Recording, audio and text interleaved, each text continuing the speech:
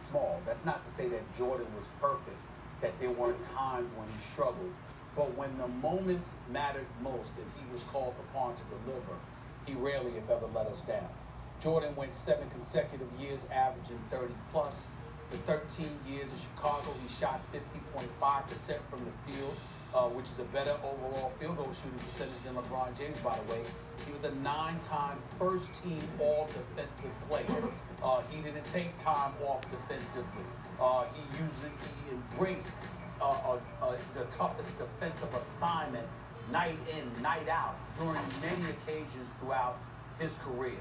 And for me personally, even though I can understand how people can look at LeBron 6'9", 260, a locomotive coming at you, a physical specimen, the likes of which we haven't seen this side of Will Chamberlain and Shaquille O'Neal, basically.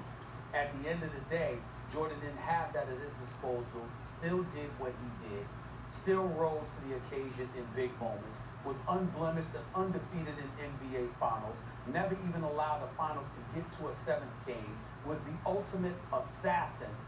And I look at those things and I say, whatever LeBron James does, without questioning his greatness in any way, when you bring up Jordan comparisons, there are too many down moments that he had that we would never associate with Michael Jordan. It's not even a debate. The answer is yes, there are things LeBron James can do to become the GOAT, but he's not the GOAT yet.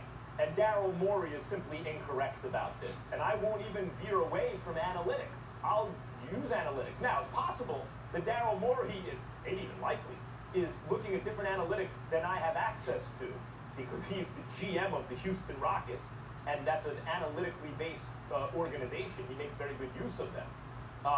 Nevertheless, the most sophisticated, cutting-edge analytics that I've seen say that in their primes, Michael Jordan was better than LeBron James. In other words, he's hit a higher peak. That's really what we mean when we say greatest of all time. I believe what Daryl Morey is talking about is essentially counting win shares, if you will.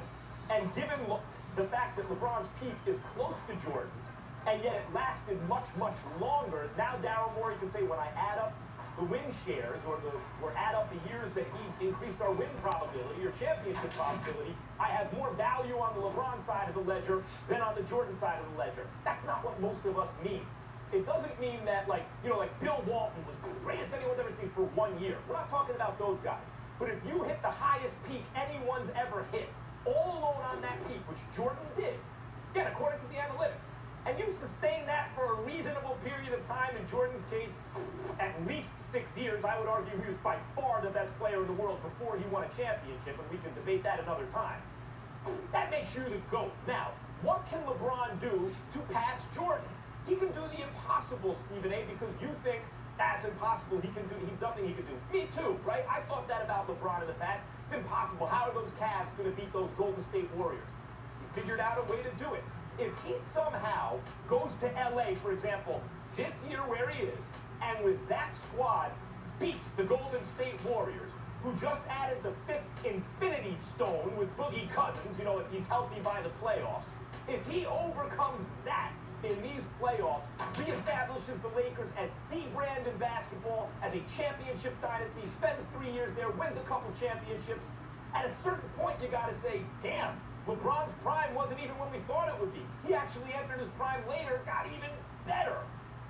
If he can do something like that, which I don't think he can, he'll be the GOAT. Otherwise, he's still never been as good as Jordan at his best, who was at his best for many years. The debate ultimately brings into question the performance against the Dallas Mavericks in 2011 in the finals. It brings into question 6 finals losses overall. It brings into question the 71 point difference in a 5-game loss to the San Antonio Spurs when the Spurs ran Miami out of one building after another. It brings into question all of those different things along the way, not to mention the rules changes that have taken place within the NBA, where you can get called for a foul for having bad breath, for crying out loud. How considerably softer the game is, and how it's more facilitated for relatively offensive-minded players than ever before. and it also takes into account what you do defensively. If you were performing at an elite level defensively in this day and age, where again you can get called for a foul for passing gas, the way a Kawhi Leonard, when healthy, accepts every tough defensive assignment, your arguments would be stronger.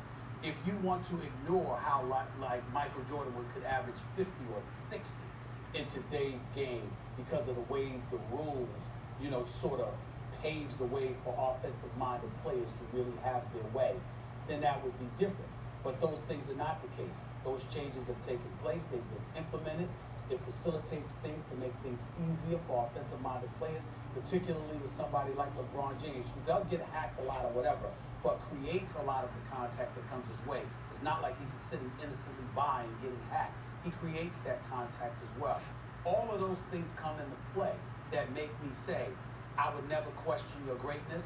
I would never question how great you are overall, but I'm not going to label you the GOAT when you have so many down moments to point to, and Michael Jordan does not have those moments. I'm just not. I'll say something else about Jordan. And I understand Daryl Morey's win probability added, stuff like that. But Michael Jordan, like basketball, the NBA basketball in particular, I don't think is fundamentally probabilistic. Maybe now more than it used to be because there's so many threes, it's a low percentage shot. So on the margins, it does make a difference. But when Jordan played in particular, it was fundamentally deterministic, meaning the best team always won. When Jordan was in his prime and he had a squad, he never didn't win the championship. He always won. In fact, the first time he played with another All-Star, never had played with an All-Star until Scottie Pippen made his first All-Star team. They went to a Game 7 against the defending champion Pistons, who would repeat that year. And the only reason they lost Game 7 is because his All-Star, Scottie Pippen, couldn't play with a migraine. So the idea of probability, LeBron makes it more likely that you win. If Jordan had a squad, he always won, every time. It wasn't probabilistic. Well, the one thing, Jordan made it deterministic. Yeah, I got it. Probabilistic. I got to look that up. Here's the deal. The bottom line is this. Daryl Morey brings up LeBron James, and this is the one thing that I don't think he mentions. James Harden, who, from an offensive standpoint, who does he mirror more, Michael Jordan or LeBron James? It's Michael Jordan. James Harden is a scorer. James Harden is a scoring machine. That's all I mean. LeBron James is multifaceted. He scores, but in the same breath, he's talking about making the right play. Not that James Harden can't play the point, but understand that from an offensive-minded standpoint, James Harden is more similar towards MJ than he would be towards LeBron in terms of just having a scorer's mentality. My point is that's who Daryl Morey went out to get in an effort to compete with and ultimately beat a team like the Golden State Warriors. So to me, that's something. Well, first of all, he wasn't the only thing available, but he was the best available, and you went out and got him because he's a scoring machine. And James Harden, even when he was a backup point guard and shooting guard in OKC, Daryl Morey saw a dude that could be the face of a franchise that could average 25 a night, and James Harden proved him right. If LeBron James wins the championship with this squad this year against a healthy Warriors team, let's say Boogie gets back and he's amazing and this is impossible and LeBron beats him anyway, I don't think that'll happen. But if he does, Stephen A., and he gets even better than he's ever been, which is highly unlikely, but if he does it, he's still not the GOAT at a certain point.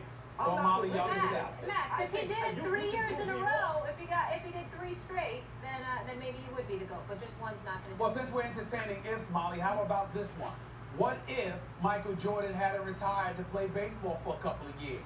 They probably would have won 8 straight, because I don't think Houston with Hakeem Olajuwon would have beat Michael Jordan and Scottie Pippen. We don't bring that up. We rave about LeBron going to 8 straight NBA Finals in a weak Eastern Conference. We don't bring up the fact that Jordan would have won 8 straight then. How about that? Yeah, but that's on MJ. He decided not to play. I mean, like all that stuff that goes into the mix, and we figure and it's it out. on LeBron what he did early in his career. And it's on him what he did early in his career. All right, we'll save it for another time. Wait, I'm sure we'll have this one again. But guys, on a much more serious